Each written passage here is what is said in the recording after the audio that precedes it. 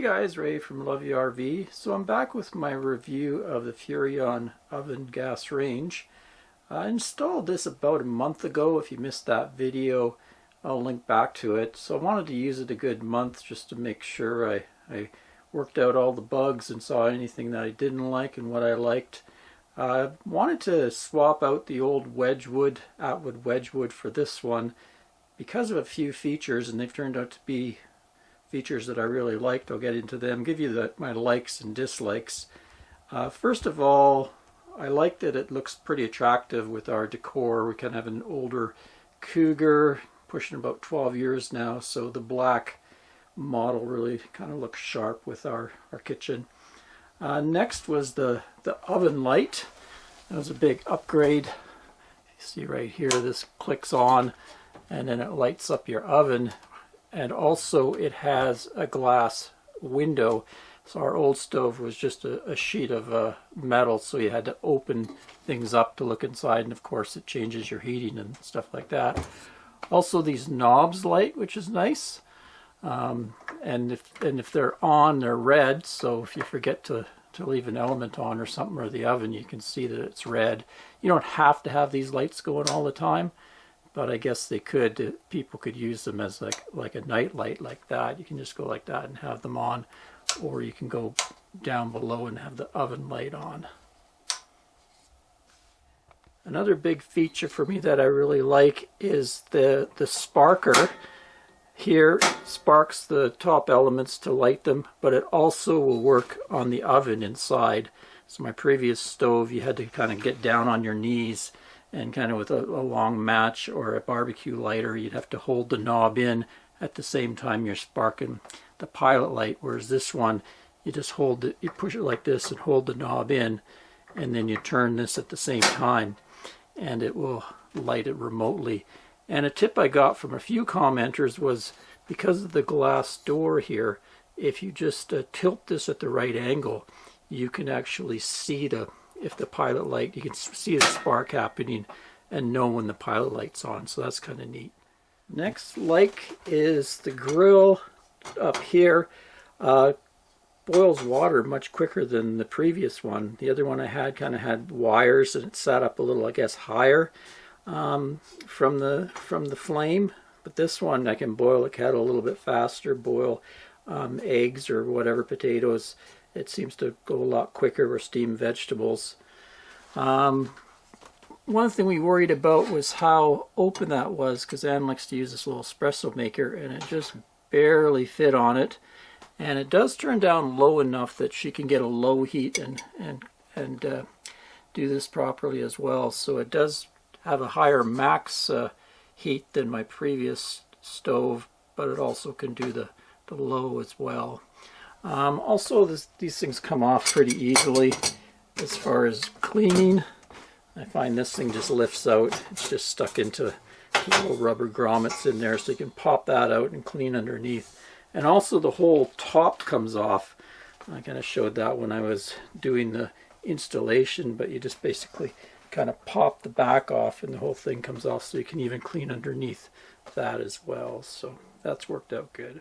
So that's basically all the likes, and I'm happy enough with it that I'm going to be keeping it.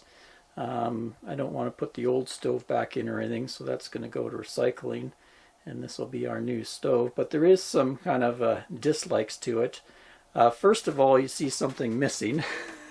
This thing came with a glass cover that folded back and out of the way. It just doesn't work out for the way we use our stove. We use our stove quite a bit. This kettle just kind of lives on the stove because I'm a tea drinker, so I'm always boiling tea water. Anne does her coffee in the morning, and we're constantly cooking on this. And also, we do a lot of dry camping, so we kind of conserve our water. So I kind of do dishes kind of once a day.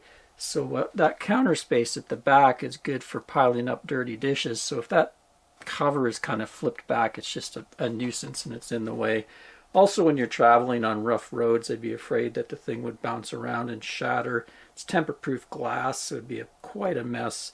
You know, I could put towels under it and stuff like that, but I think it looks just as good without it. I think it's more of a bling thing they do for sales. So it was easy to get rid of. I just had to undo some screws back there and I've put it away. I can always bring it back if I wanted to. Next, just like our previous stove, the sparker is quite loud to use. So I get up a lot earlier than Ann does. So if I get up and I want to make tea, that's like very loud. So I end up having to take a little barbecue lighter and lighting it there. Now, on my previous stove, what I did is I modded this knob, took it off, and I put in a push button sparker that runs on batteries. So I just have to push gently there and it would spark it, which worked out good. So probably going to be doing something like that with this. One thing that's kind of cool is because this has the light, so there is 12 volts back there, so I think I'll be able to get a little converter and maybe do something there. I think since they're using 12 volts already, they should just put a sparker that runs on electricity rather than this thing like that, but that would maybe be a good option for them to do in the future.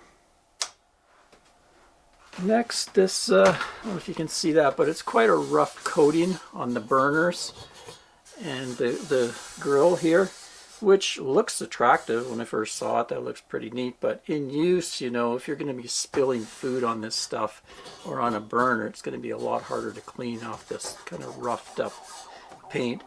And you can also see already just the bottoms of the pots, it's rubbing off quite quickly, so this stuff is not going to really last very long before it's not going to be black anymore. And finally, this was a biggie for a lot of people. A lot of people commented, I got a lot of comments after I did the installation about the oven not being hot enough. And I noticed that right away too. Cook a lot of things in the oven. I did a turkey and a meatloaf and a pork roast and baked potatoes and, you know, those little pizzas that you cook in there. And I quickly found out that this knob is about 50 degrees off. So if you turn it on and you go 350, it's more like 300. If you go to 400, it's more like 350, and so on, all the way up to, if you go to max, it's more like not 500, it's going to be about 450.